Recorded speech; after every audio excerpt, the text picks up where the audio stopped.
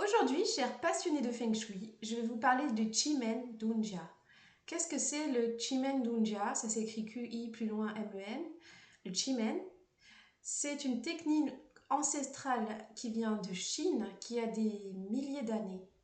Ça signifie la porte mystérieuse qui se cache. Autrefois utilisée pour des techniques militaires par les empereurs, tels que l'empereur Zhongliang, c'était utilisé pour calculer le meilleur endroit et le meilleur moment pour une stratégie militaire, pour faire la guerre, pour combattre, pour gagner la partie. Le Qimen, c'est un outil stratégique. Donc le Qimen, ça a servi il y a des milliers d'années et ça sert encore aujourd'hui. D'ailleurs, il y a beaucoup de businessmen qui sont d'origine asiatique qui préparent leurs conférences, réunions, meeting business très important en fonction du Qimen. Ils choisissent l'endroit, ils choisissent la date, ils choisissent l'heure, ils choisissent absolument tout pour que l'issue leur soit bénéfique. Comment se calcule le Qimen? C'est une grille, un peu comme un sudoku, de 9 cases. Les 8 portes permettent de calculer les effets d'un mouvement et de trouver la bonne direction. Les 9 étoiles correspondent à l'influence du temps. Elles sont aussi liées aux saisons et aux 5 éléments feu,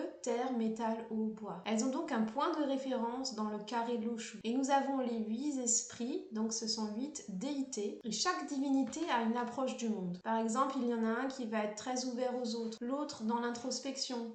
Selon qui il est, il aura une influence. Au total, ces énergies peuvent générer jusqu'à 1080 combinaisons possibles, ce qui permet d'obtenir une grille de lecture ultra fine. On utilise le Qimeng aujourd'hui par exemple pour propulser, activer et aider les personnes dans leurs projets, mais aussi déterminer une date pour un mariage ou un événement important perso ou business. On l'utilise aussi pour lever les blocages dans nos projets ou dans notre bien-être, dans des domaines de notre vie. On peut dire que le Qimeng est un prolongement du Feng Shui pour ceux qui le pratiquent de manière traditionnelle. Il nous apprend à déterminer nos croyances, nos blocages et nos croyances limitantes. On rappelle aussi qu'en Feng Shui, il faut utiliser la pensée positive, mais aussi l'école de l'intention. Pensée positive amène le positif, pensée négative amène le négatif.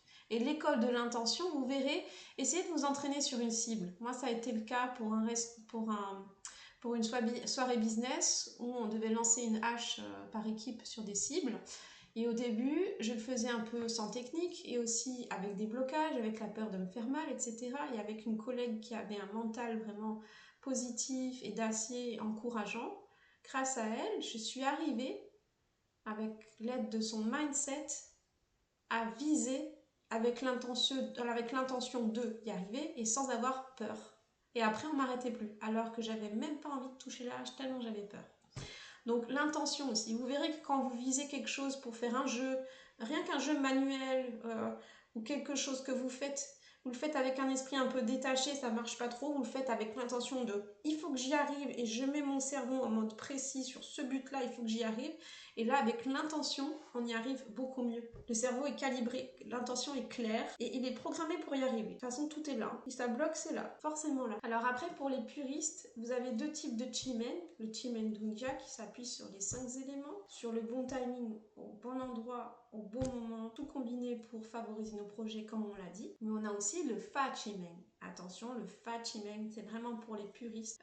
On va utiliser des incantations et des taillissements. Alors, il y a plusieurs écoles du Qimeng. Il y a des Qimeng plus ou moins faciles. Alors, il y a le Qimeng lié au Bazi, on appelle ça le Qimeng du ciel. Après, on a le Sanyan d'Agua, qui est vraiment lié au Feng Shui. On a le Xiao Qimeng. Celui-là, il est ultra simplifié. Par contre, c'est binaire. Ça permet vraiment une réponse rapide sur oui, c'est bien cette direction, non, c'est pas bien, faut pas le faire. Et après, on a le Daxuan. C'est vraiment pour les puristes, ceux qui sont dans le spirituel. Après, pour vous aider, parce que c'est vraiment quelque chose d'ultra précis et vraiment fait pour les puristes, il y a beaucoup de livres écrits par Serge Augier qui sont disponibles sur Amazon.